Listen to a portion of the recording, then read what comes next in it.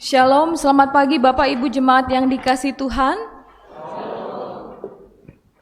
Puji Tuhan kita bisa lagi dipertemukan di tempat ini, di rumah Tuhan ini, untuk bersekutu bersama, dan saat ini kita akan mendengarkan firman Tuhan yang sudah kita baca dari Efesus pasal 5 ayat 1 sampai 5. Bapak Ibu Jemaat yang dikasihi Tuhan, kita sebagai orang tua yang memiliki anak, ya, anak-anak kita pasti akan merasa bangga, kita akan merasa senang apabila anak-anak kita menuruti apa yang kita katakan. Mereka menaati apa yang kita sampaikan kepada mereka. Mereka mengikuti bimbingan kita pasti sangat senang. Tetapi tentu saja bukan asal mengikuti, karena ada anak-anak yang mengikuti karena mungkin orang tuanya otoriter, memaksakan kehendak, ya jadi dia ikut. Tetapi anak-anak yang taat di sini artinya mereka secara sadar memahami bahwa apa yang disampaikan orang tua, bahwa bimbingan orang tua kepada mereka adalah suatu kebenaran, sehingga mereka mengikutinya.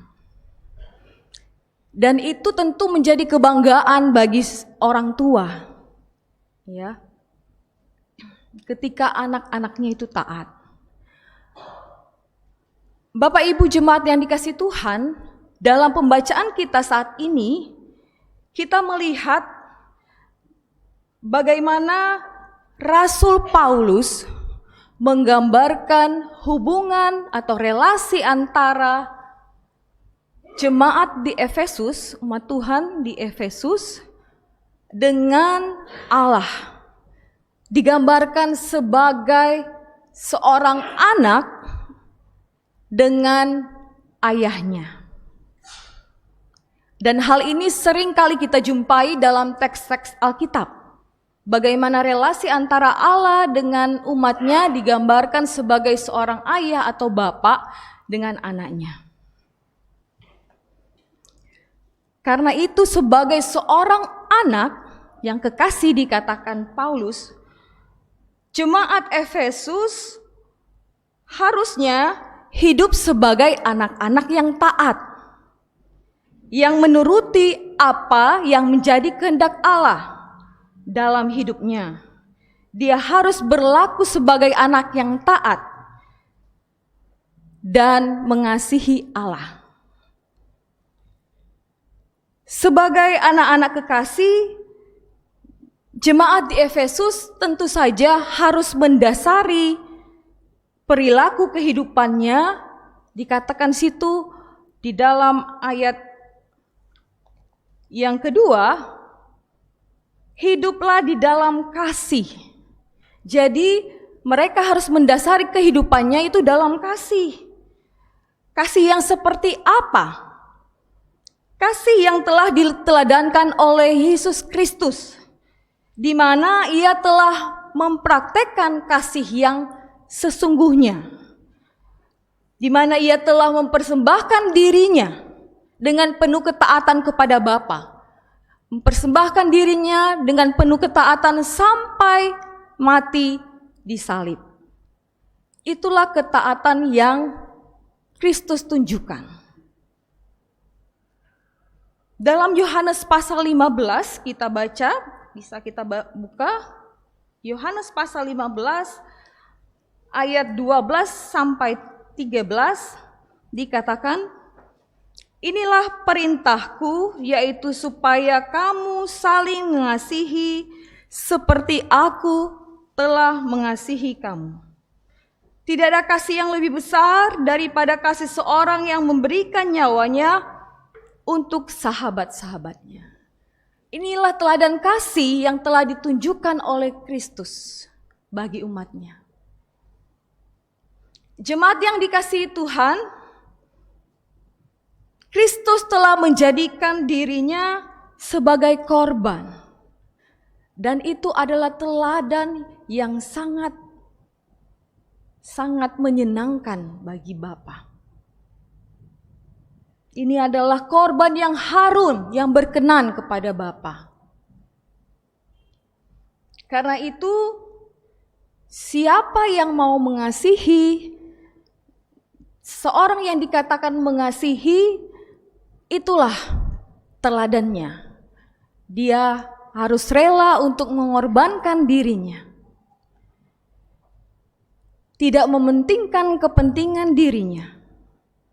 Seperti yang telah diteladankan oleh Kristus. Selanjutnya Paulus menegaskan bahwa sebagai anak-anak yang taat, sebagai penurut kepada Bapa, maka jemaat di Efesus, mereka harus menghindarkan dari bentuk-bentuk tindakan-tindakan moralitas yang tidak baik, yang buruk. Dikatakan pada ayat 3 dan 4, tetapi percabulan dan rupa-rupa kecemaran atau keserakahan disebut saja pun jangan di antara kamu. Sebagaimana sepatutnya bagi orang-orang kudus. Ya. Jadi di sini Paulus menghubungkan dengan situasi saat itu. Percabulan adalah sesuatu yang biasa pada saat itu. Karena orang-orang Efesus, ya lingkungan saat itu, mereka mengenal penyembahan berhala, khususnya Dewi Artemis, Dewi kesuburan. Sehingga di kota Efesus itu ada banyak temukan kuil-kuil untuk penyembahan.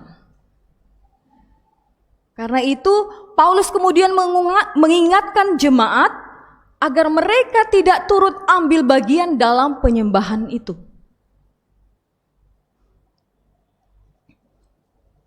Demikian juga dikatakan dengan berbagai kenajisan, keserakahan. Hal ini berkaitan dengan keinginan untuk memenuhi hawa nafsu. Sehingga manusia kemudian menjadi serakah, menjadi tamak, ingin menguasai. Dan ini yang harus dihindari. Menurut Paulus, sebagai seorang penurut Allah. Mereka juga diingatkan untuk berhati-hati dengan perkataan mereka. Agar mereka tidak mengeluarkan perkataan yang kotor, yang kosong, yang tidak bermanfaat, yang sia-sia, yang tidak membangun. Sebaliknya, mereka diminta untuk mengucap syukur atas rahmat Tuhan di dalam kehidupan mereka. Paulus menegaskan bahwa hanya orang yang menuruti dan meneladani Allah, maka merekalah yang akan hidup dalam kerajaan Allah dan Kristus. Bapak Ibu jemaat yang dikasihi Tuhan, apa yang menjadi nasihat, apa yang menjadi peringatan Paulus ini bertujuan untuk mengingatkan jemaat Tuhan yang ada saat itu supaya mereka tidak terpengaruh dengan ajaran-ajaran yang menyesatkan yang muncul saat itu, yang dibawa oleh orang-orang yang tidak mengenal Allah. Mereka menawarkan perilaku yang dapat membawa jemaat meninggalkan iman mereka pada Kristus. Karena itu Paulus mengarahkan jemaat supaya mereka hanya meniru kepada Kristus, mengarahkan kehidupan mereka kepada Kristus, dan menjaga kekudusan hidup mereka sebagai orang-orang yang telah diselamatkan. Bapak Ibu jemaat yang dikasihi Tuhan, tantangan jemaat di Efesus saat itu juga menjadi tantangan-tantangan bagi kita saat ini. Di dalam kehidupan beriman kita. Khususnya di tengah arus kemajuan informasi, kemajuan digital saat ini. Kemajuan digital begitu pesat sehingga banyak informasi, banyak berita, banyak ajaran-ajaran, pandangan-pandangan yang bisa kita lihat, kita dengar, kita temui dengan begitu cepat dan mudah. Melalui media-media sosial, ya, kita melihat banyak berita. Tetapi tidak semua apa yang kita lihat itu baik. Tidak semua informasi yang kita dapatkan itu benar. Karena banyak juga berita informasi yang hoax, yang menyesatkan, yang tidak seperti kenyataannya. Dan itu sangat mudah tersebar, sangat cepat tersebar.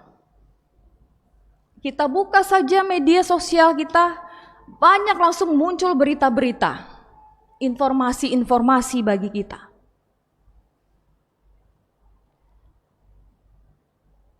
Tetapi apakah itu semua benar? Apakah itu semua bermanfaat? Apakah semua itu harus kita ikuti? Teristimewa bagi anak-anak kita. Ya. Itu bisa berdampak negatif juga bagi mereka. Ketika mereka tidak bisa melihat itu benar atau tidak. Mereka gampang sekali meniru. Jangankan anak-anak kita saja ya. Kadang-kadang berita kita sebar padahal kita belum tahu itu benar atau tidak. Itu kemajuan digital ya, digitalisasi saat ini. Itulah yang menjadi tantangan kita juga sebagai gereja, sebagai jemaat, sebagai keluarga. Menghadapi situasi dan kondisi ini, maka sebagai keluarga, sebagai gereja, kita diminta untuk berperan sebagai tempat untuk mengajarkan nilai-nilai iman Kristen tentang kebaikan, kebenaran, keadilan, kasih di dalam persekutuan, dan kesetiaan di dalam Kristus. Dimulai dari keluarga. Disitulah kita mulai menanamkan nilai-nilai, mengajarkan anak-anak kita, keluarga kita tentang kebenaran firman Tuhan. Bapak Ibu jemaat yang dikasihi Tuhan, melalui firman Tuhan saat ini, ada beberapa hal yang kita sebagai keluarga, sebagai jemaat, bisa kita ambil untuk kita aplikasikan di dalam kehidupan kita. Khususnya di dalam kita menghayati minggu Pelkes. Minggu depan kita akan menutup ya bulan Pelkes. Dan firman Tuhan saat ini juga mengingatkan kita. Yang pertama, jadikanlah Kristus sebagai teladan utama dalam kehidupan kita. Jadikan Dia sebagai yang utama, teladan kita, panutan kita. Apa yang kita lakukan hendaknya meniru teladan Kristus. Mulailah dari pribadi kita masing-masing, kemudian keluarga kita. Kita jadikan Kristus sebagai penuntun kita. Mintalah hikmat dan kuasa dari Roh Kudus untuk memampukan kita terus meneladani Kristus melalui firman-Nya. Sebagai orang tua, kita juga diminta untuk menjadi teladan. Ya. Anak-anak bisa meniru kita, itu yang paling utama. Apa yang kita lakukan, itulah yang kita teladankan kepada anak-anak kita. Hal yang kedua, hiduplah senantiasa dalam kasih, saling mengasihi, berbagi kasih satu sama yang lain. Bukan lewat kata-kata saja, tetapi lewat perbuatan. Bagaimana kita mau berkorban bagi orang lain. Kita tidak mementingkan diri sendiri, tidak hanya mencari keuntungan diri sendiri, tetapi kita mau juga peduli dengan orang lain di sekitar kita. Seperti Kristus yang menjadi teladan kita di dalam kasih. Hal yang ketiga, marilah kita sebagai umat Tuhan, kita senantiasa hidup mawas diri. Kita hidup bijaksana dalam bertindak. Kita menjauhkan diri kita dari berbagai perbuatan yang tidak benar. Menjaga kekudusan hidup kita. Demikian juga dengan setiap perkataan yang keluar dari mulut kita. Kita mengawasi perkataan kita.